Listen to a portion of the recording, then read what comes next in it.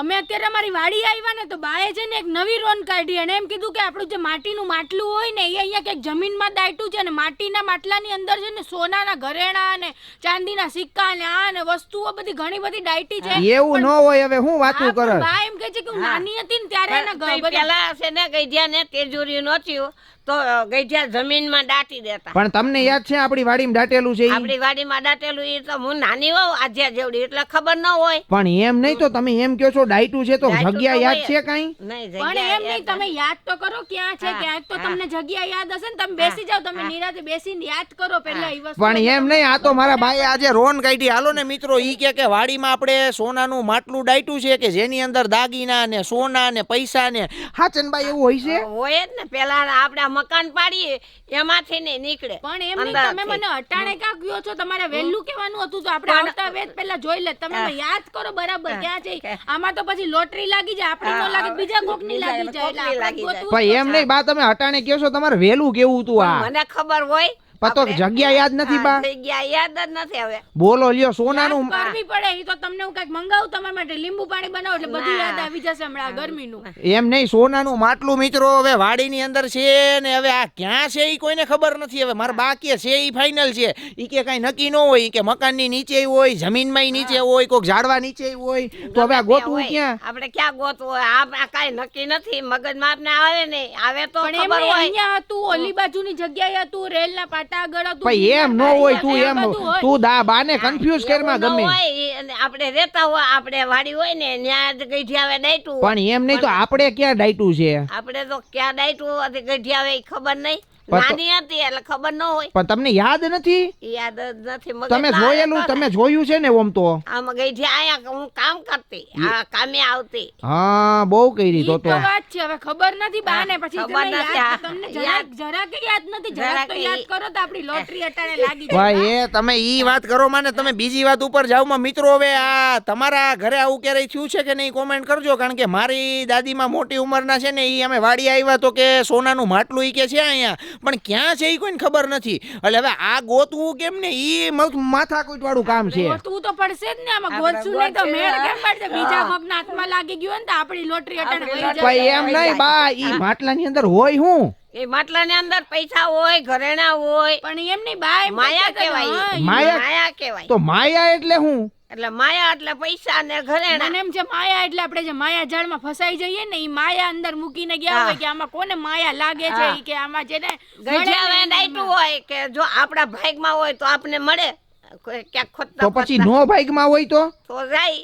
તો પછી કોના ભાગમાં જાય? જેને મળે ને એટલે જેને મળે ને આપણે ક્યાં ગોતી. તો પછી એમ ન હોય. આ તો જોવું પડે ને. વાડીની અંદર જો બાઈ એમ કે છે તો હોવું જોઈએ મિત્રો. એટલે સોનાનું માટલું તો ગમે એમ કરીને વાડીએથી ગોતવાનું થાય છે. આ બાબતે તમારું શું કેવું છે ફટાફટ કોમેન્ટ કરજો મિત્રો. અમે વાડીએ છે ને સોનાનું માટલું જે જમીનની અંદર ડાયટું હોય ને ગોતવા માટે નીકળ્યા છીએ. કારણ કે મારા દાદીમાએ અમે આવ્યા ને તો એવું કીધું કે આપણા જમીનની અંદર કે સોનાનું માટલું, કે હું નાની હતી ને ત્યાં આપણા ગઈઢિયાઓ એ દાટેલું છે. એટલે હું, પ્રાચી અને મારા દાદીમાં અત્યારે ગોતવા નીકળ્યા છીએ. હવે ક્યાં છે ઓમ યાદ છે કઈ? એવું કઈ યાદ નથી. પણ એક લીમડો હતો, લીમડાના થડે હતો. લીમડાના થડે તો લીમડા તો અહીંયા ઘણા હોય. લીમડા તો અમારે ઘણાય છે ને. લીમડાનો થડ તો જો પેલા છે ને અમારે અહીંયા જતા, એટલે જો લીમડાનું થડ તમને બતાવું ને તો લીમડાના થડની નીચે જો દાદીમાં એમ કેતા હોય તો અહીંયા જ પેલા લીમડો હતો. જો આ બા હે ને લીમડો હતો અહીંયા, યાદ છે?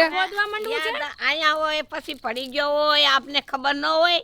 પણ એમ નહીં, ખબર નહીં એમ નહીં બા. તમે એમ લીમડો તમે ચોખવટ કરો ને તો થાય. કારણ કે મિત્રો અત્યારે છે ને સોનાનું માટીનું જે ઓલું દાગીના ભરેલું ડેગરું હોય ને ઈ જમીનની અંદર મારા બાકે દાટેલું છે. અને ઈ કે લીમડાનો ઝાડવું હતું ને એની નીચે ક્યાંક છે. પણ પેલા અમારે અહીંયા લીમડાની લાઈન હતી તો પછી કયો લીમડો હોય ઈ ખબર ન હોય. એમ નહીં, હું તમને શું કહું છું ધવલ કે આગળ એક લીમડો મેં જોયો છે એટલે ત્યાં કદાચ જોઈ શકે ને. હું તો ત્યાં જાઉં છું. પણ ઊભી તો રહ્યો બા. પણ એમ નહીં, તમે જગ્યા તો કઈક એમ યાદ કરો.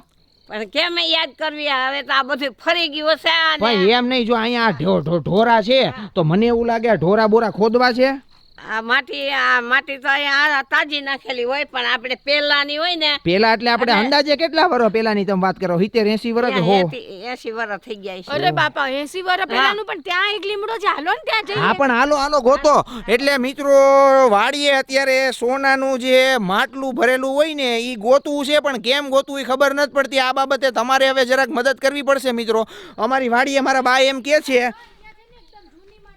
ઉભા રહ્યો આ પ્રાચીને તો જો ઉતાવળ તો જો મિત્રો, પ્રાચી દોડ ઊભી રહી છે નિરાઈ. એક તો આ પાછું અમારે જમીન હે ને આ ઓલી થઈ ગઈ છે. એટલે હું કેશો પ્રાચી તું? અહીંયા એક લીમડો હતો ખરી, હવે અહીંયાથી અટાણે પાછો વયો ગયો છે. હું આવી લીમડા આપણે નીકળી ગયા છે પ્રાચી, એટલે એમ ખબર ન પડે. એટલે ખબર ન પડે આમાં. પણ એમ નહીં બા, હું તમને શું કહું છું, તમને માસી પાત્રી જગ્યા યાદ નથી કોઈ?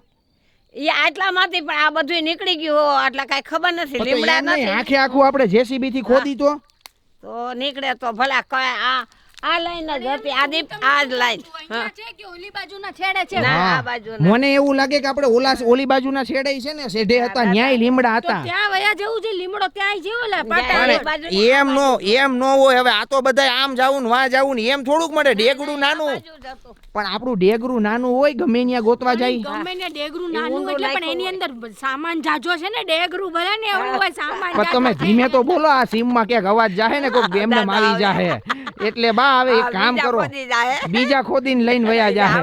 કોઈ ખોદીને નો વયું જાય. આપણે બા ને ખાલી જરાક તમે યાદ કરો ને એટલે આપણે ઈ જગ્યા હમણાં જેસીબી થી ખોદાવીને એમાંથી કાઢી લઈએ. મિત્રો આ તો લાંબુ કર્યું યાર. વાડીએ આવ્યા છીએ, સોનાનું ડેગરું ગોતવું છે, ક્યાં છે એ કઈ ખબર નથી. અને મારા હિસાબે તો જો આ આંબો નવો વાવેલો છે. આપણે પેલા અહીંયા લીમડો હતો, ખબર છે બા? આ પેલા અહીંયા લીમડો હતો પણ હવે તો આ લીમડો વયો ગયો ને આ બીજું આવ્યું. હા તો એક કામ કરવું છે, પેલા હે ને આપણે આટલું બાજુ ખોદાવી, જો નો નીકળે તો પછી ઓલી બાજુ. હા એમ થોડી કોઈ આટલા બાજુ ફિક્સ જગ્યા ખબર. આ તો આખી જમીન આપણે ખોદી નાખશું તોય નહીં મળે ને પછી આડું અવડું થઈ ગયું ને ફૂટી ગયું ને બધું છૂટું છવાયું થઈ ગયું તો વેરાઈ જાય. તો વેરાઈ જાય ભાઈ. આ માયા છે, માયા કોના હાથમાં લાગે એ ખબર નથી. પણ મિત્રો આમાં તમે કયો છે ને કે હવે કેવી રીતના આપણે આ સોનાનું માટલું આપણે લઈ શકીએ. મિત્રો જો આજે વાડીએ દહીં તીખારીનો પ્રોગ્રામ કરે છે, અને દહીં તીખારી પ્રાચી તું બનાવે કે બા બનાવે છે? બાએ કીધું આજે મારા હાથની તું ટ્રાય કર એટલે મેં કીધું હા બા તમે બનાવો. યસ, જો આજે બા દહીં તીખારી બનાવે છે. બા દહીં તીખારી ચૂલે બનાવો છો, પણ આમાં હું નાખ્યું કયો તો ખરા? એમાં રાઈ જીરું લસણ બધું નાખ્યું. રાઈ જીરું લસણ નાખ્યું, બધુંય નાખ્યું, ઈ તો ઠીક છે. પણ આ નીચે કાં ઉતારી લીધું પાછું? આમ વઘારવાનું નથી દેવું. વઘારમાં કેનો વઘાર કરવો છે? દહીં નો વઘાર કરીએ ને એટલે ગેસ ઓછો જોઈએ. એમાં દહીં ફૂલ હોય આવી જાય ને તેલ તો પછી એમાં દહીં ફાટી જાય.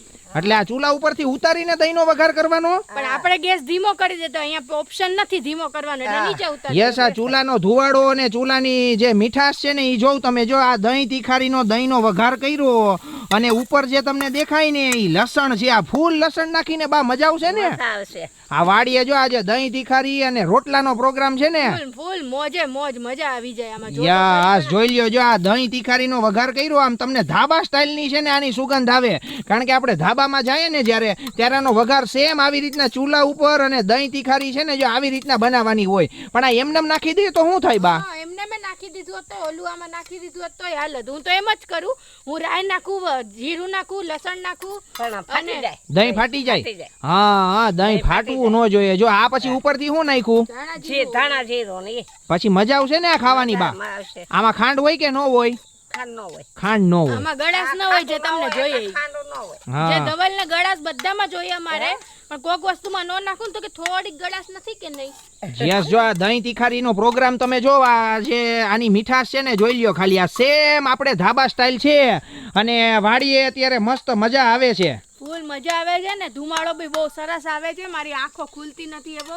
પણ આજે મને બહુ ભૂખ લાગી છે. આપણે જમી લેવું છે. જમીન લેવાય ને. હવે આમાં રાહ હજી રાહ નો જોવાની હોય. કારણ કે આ જો આ ચૂલો અત્યારે હવે ઓલો થઈ ગયો છે અને બાએ જો અત્યારે દહીં તીખારી બનાવી છે મસ્ત અત્યારે. આ દહીં તીખારીમાં ભેગું તમારે કાંઈ ન હોય ને એટલે હાલે. બાજરાના રોટલા ને દહીં તીખારી અને જે મજા આવી જાય ને આની સાથે પરોઠા, થેપલા, રોટલા, ભાખરી, તમારે જે ખાવું હોય ને આની સાથે ખાઈ શકો. Yes yes yes. અને જો આ છાંયો છે ચીકુડીના છાંયાની નીચે આ ઝાડવું બાળવું ને મસ્ત અત્યારે ધબધબાટી છે અત્યારે જો આ દહીં તીખારી અમારી એકદમ મસ્ત રેડી થઈ ગઈ છે ટકાટક. મિત્રો જો તમારે વાડીએ પ્રોગ્રામ કરવો હોય દહીં તીખારીનો તો આવો, મસ્ત મજા કરશું. છાંયો છે અને અત્યારે જો આ ચીકુડી છે ને સીતાફળી છે ને સીતાફળીમાં અત્યારે છાંયાની નીચે બા હું ગયો છો, મજા છે ને? અરે બહુ મજા આવે. હા મસ્ત બની છે ને દહીં હા, તીખારી? હા. તો વાંધો નહીં. તમારે બીજું શું ઘટે હે? કાંઈ નથી કરતું. જિંદગી ઘટે ને? બસ. તો વાંધો નહીં. જો મિત્રો જો આ દહીં તીખારી બાઈએ રેડી કરી નાખી